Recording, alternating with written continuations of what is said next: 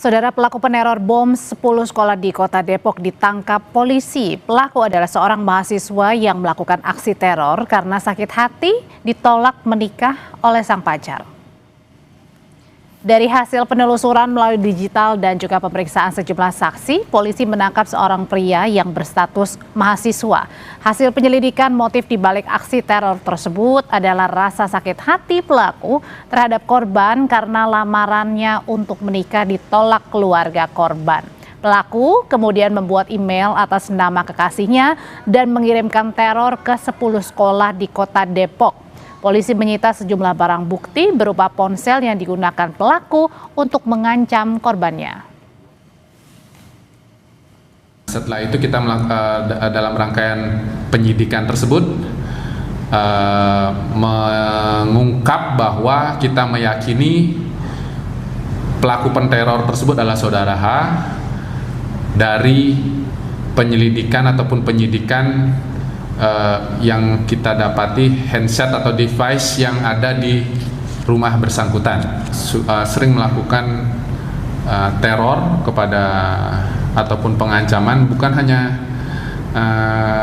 ke yang bersangkutan atau saudari kami bersangkutan, tapi sampai juga kita mendapatkan bukti bahwa menteror ke kampus tempat saudari Kamila berkuliah, ya.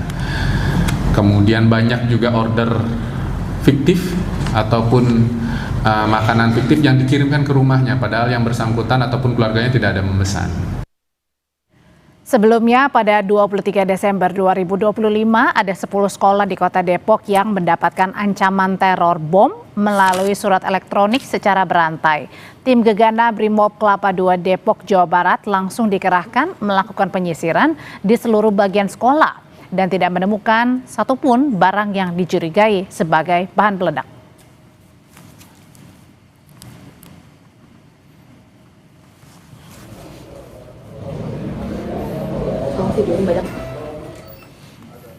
Ibu dari sekolah, wartawan Pak? Oh, wartawan.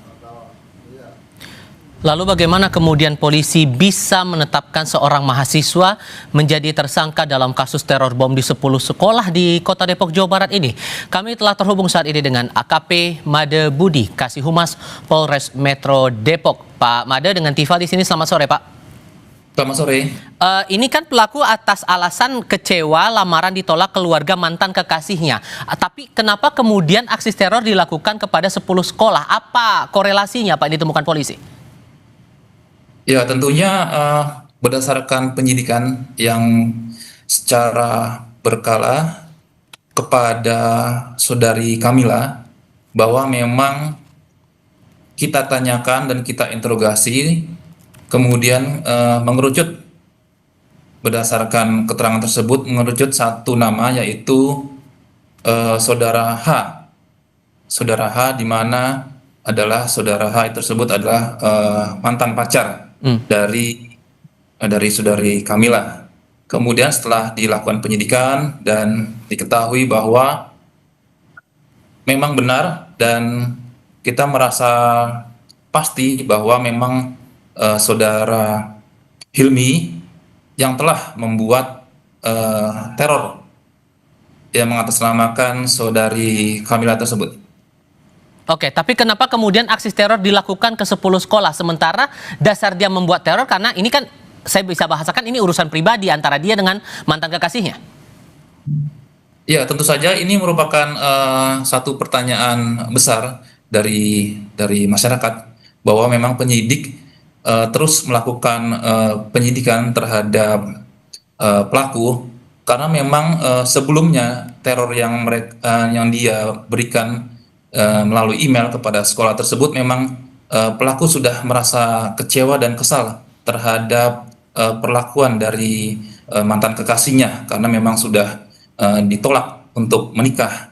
Dan kenapa bisa disebutkan bahwa memang teror dilakukan atau disampaikan kepada ke-10 SMA, karena memang itu merupakan suatu kekesalan yang puncak dari kekesalan, dan ide tersebut memang langsung terbersit dari pikiran si pelaku untuk membuat ancaman yang besar seperti itu.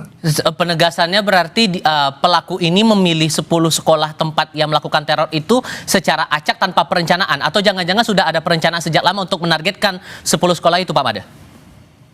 Ya, diketahui pelaku merupakan mantan dari salah satu sekolah di antara 10 sekolah SMA tersebut, dan dia mencari 10 nama dari sekolah tersebut adalah melalui aplikasi AI atau chat GPT. Dengan secara sembarang, secara acak, dia mencoba untuk mengetik 10 SMA di Kota Depok dan terbitlah nama-nama sekolah tersebut gitu. Kalau kemudian motif pelaku karena sakit hati, lamaran ditolak dari keluarga mantan kekasihnya, muncul pertanyaan barunya begini, Pak Made. Apakah pelaku ini juga pernah melakukan ancaman juga kepada keluarga mantan kekasihnya? Ya, untuk ancaman serupa kepada keluarga mantan kekasih itu tidak kami dapatkan, namun secara pasti dia sudah melakukan ancaman terhadap kampus di mana mantan kekasihnya tersebut berkuliah. Karena memang dari sejak tahun 2022 mereka berpacaran, dan sepanjang itulah ada beberapa kali mereka bersetegang ataupun berselisih paham, sehingga beberapa kali juga pelaku memberikan ancaman secara melalui online, yaitu memesan Gojek ataupun GoFood, yang dimana mantan kekasih tersebut tidak merasa memesan.